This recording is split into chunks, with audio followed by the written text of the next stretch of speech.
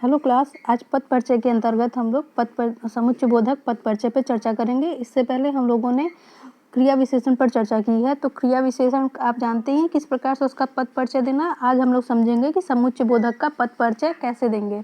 तो समुच्चयबोधक का पद परिचय देने के लिए आपको सबसे पहले इसका भेद बताना होता है और फिर आपको बताना है कि इसका जैसे संबंध आपको स्पष्ट करना होता है। तो ये किन दो उपवाक्यों को जोड़ रहा है, उन दोनों उपवाक्यों को भी आपको लिखना होता है।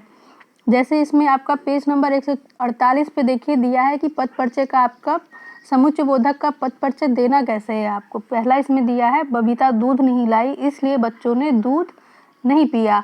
तो इसमें समुच्चयबोधक है क्योंकि बबीता दूध नहीं लाई पहला उपवाक्य है और दूसरा है बच्चों ने दूध नहीं पिया, ये दूसरा उपवाक्य। और इनको किससे जोड़ा गया है, इसलिए शब्द से, अव्यय शब्द से जोड़ा गया है, अविकारी पद से जोड़ा गया है। तो ये दो पदों को कौन जोड़ रहा है, दो उपवाक्यों को कौन जोड़ रहा है, इसलिए जोड़ रहा है। और इसमें क्या है, समानाधिकरण। ये कैसे है, इसमें समानाधिकरण इसलिए है क्योंकि दोनों में नहीं का प्रयोग किया गया, यानी यहाँ पर दोनों में कार्य के ना होने की समानता है, इसलिए समानाधिकरण इसको कहा गया है। इसीलिए आपको इसका जब दूसरा परिचय देंगे तो आप इसको इसमें लिखेंगे कि पहला कि बबीता दूध नहीं लाई, पहला आपका उपवाक्य, और बच्चों ने दूध नहीं पिया, दूसरा उपवाक्य। इनको जोड़ने का कार्य कर रहा है और परिणाम स्पष्ट कर रहा है, यानी अगर बबीता दूध नहीं लाई तभी बच्चों ने दूध नहीं पिया है। तो अब हम समझेंगे कि समुच्चयबोधक होता क्या है। देखिए, जैसे इसमें दिया है कि गुरु द्रोणाचार्य ने कौरवों तथा पांडवों को धनुर्वेद की शिक्षा दी, माता और मातृभूमि स्वर्ग से भी श्रेष्ठ हैं। तो इसका मतलब क्या है कि समुच्चयबोधक क्या होते हैं, दो शब्दों अथवा दो वाक्यों को परस्पर मिलाने का जो काम करते हैं उन्हें हम क्या कहते हैं, समुच्चयबोधक कहते हैं। समुच्चयबोधक को योजक के नाम से भी जाना जाता है। योजक का मतलब क्या होता है, जोड़ने वाला। तो समुच्चयबोधक यानी इंग्लिश में जिसे आप कंजक्शन कहते हैं, तो ये क्या कार्य करते हैं, दो शब्दों को, दो वाक्यांशों को या दो उपवाक्यों को आपस में जोड़ते हैं। देखिए इसकी परिभाषा क्या कह रही है, जो अविकारी शब्द दो या दो से अधिक शब्दों, वाक्यांशों अथवा वाक्यों को जोड़ते हैं उन्हें समुच्चयबोधक या योजक कहते हैं। अब हम जानेंगे कि समुच्चयबोधक के भेद कितने होते हैं। तो प्रयोग के अनुसार समुच्चयबोधक के दो भेद होते हैं, समानाधिकरण समुच्चयबोधक और व्यधिकरण समुच्चयबोधक। आइए समझते हैं कि समानाधिकरण समुच्चयबोधक कहते किसे हैं। एक सी स्थिति वाले या समान स्तर वाले दो या दो से अधिक शब्दों, वाक्यांशों या वाक्यों को जोड़ने वाले अव्यय शब्द समानाधिकरण समुच्चयबोधक कहलाते हैं। जैसे सुपुत्र हो या कुपुत्र, परंतु माँ हमेशा अपने बच्चों का भला चाहती है। सचिन ने बहुत मेहनत की परंतु पास ना हो सका। पति तथा पत्नी जीवन रूपी गाड़ी के दो पहिए हैं।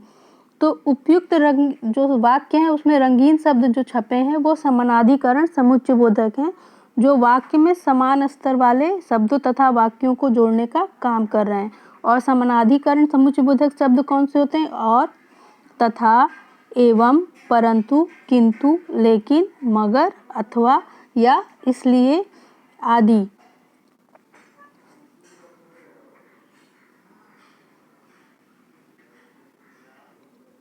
अब देखिए इसमें पहला जो आपका दिया हुआ है वो समानाधिकरण समुच्चयबोधक कैसे, सुपुत्र हो या कुपुत्र, तो दोनों में यहाँ पे पुत्र ही हैं, परंतु माँ हमेशा अपने बच्चों का भला चाहती है। तो क्या दोनों ही बच्चों की बात की जा रही है, सुपुत्र यानी अच्छा पुत्र हो या कुपुत्र या बुरा पुत्र, दोनों ही क्या है, बच्चे ही हैं। और ये एक समान समानता रखते हैं, बच्चे की समानता रखते हैं माँ के लिए, इसलिए ये क्या है, समानाधिकरण है।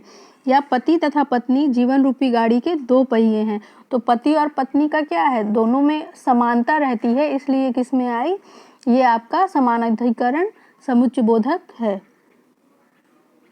अब देखिए इसमें दिया है कि समानाधिकरण समुच्चयबोधक के चार भेद होते हैं। संयोजक, जोड़ने का कार्य करने वाले शब्द संयोजक कहलाते हैं। जैसे और, तथा, एवं, व, अर्थात आदि। जैसे राम और लक्ष्मण भाई थे तथा सीता एवं उर्मिला बहनें थी। अब विकल्पक क्या होता है, जो अव्यय शब्द दो शब्दों, वाक्यांशों या वाक्यों में विकल्प प्रकट करते हैं, उन्हें जोड़ते हैं, उन्हें विकल्पक कहते हैं। विकल्पक अव्यय दो स्थितियों में एक को स्वीकार या ग्रहण करना दर्शाते हैं। जैसे तुम यहाँ रहो या वहाँ रहो, मेरी शुभकामनाएं तुम्हारे साथ हैं। आप क्या पीना पसंद करेंगे, चाय अथवा शरबत?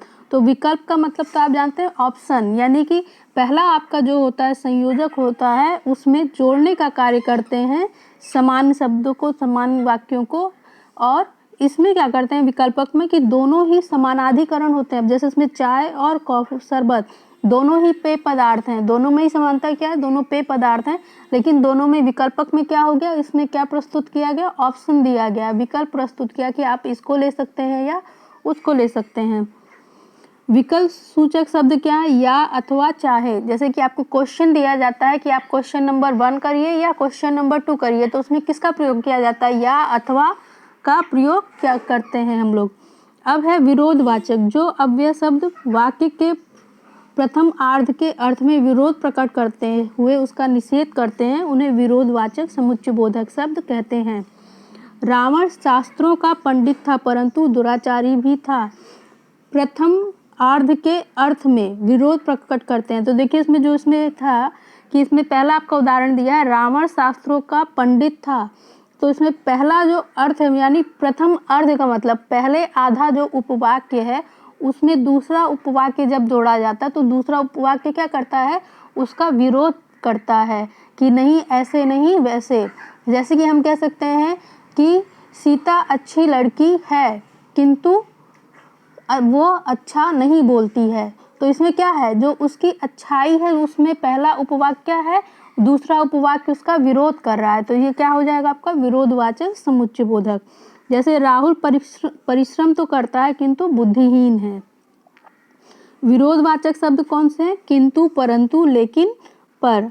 अब इसके बाद है समानाधिकरण का चौथा आपका है परिमाणवाचक, जिन अव्यय शब्दों के द्वारा पहले वाक्य का परिणाम दूसरे वाक्य में दिखाया जाता है वे परिणामवाचक कहलाते हैं। यानी रिजल्ट जो शो करते हैं, किसी कार्य का रिजल्ट जब पहले वाक्य का रिजल्ट दूसरे वाक्य में दिखाया जाता है तो वहाँ क्या हो जाता है आपका परिणामवाचक समुच्चयबोधक। जैसे मेहनत करो नहीं तो फेल हो जाओगे, बड़ों की आज्ञा मानो अन्यथा पछताओगे, वर्षा हो रही है इसलिए मैं घर पर ही रहूँगा। तो परिणामवाचक शब्द कौन से हो जाएंगे आपके, अन्यथा, नहीं तो, अच्छा, इसलिए आदि। इसमें देखिए क्या कहा गया कि पहले वाक्य का परिणाम दूसरे वाक्य में दिखाया जाता है। तो इसमें मेहनत करो आपका पहला वाक्य है, नहीं तो फेल हो जाओगे, तो इसका परिणाम क्या होगा, अगर मेहनत नहीं करेगा तो क्या होगा, फेल हो जाएगा। तो ये आपका क्या हो जाएगा, आपका यहाँ पर परिणामवाचक समुच्चयबोधक।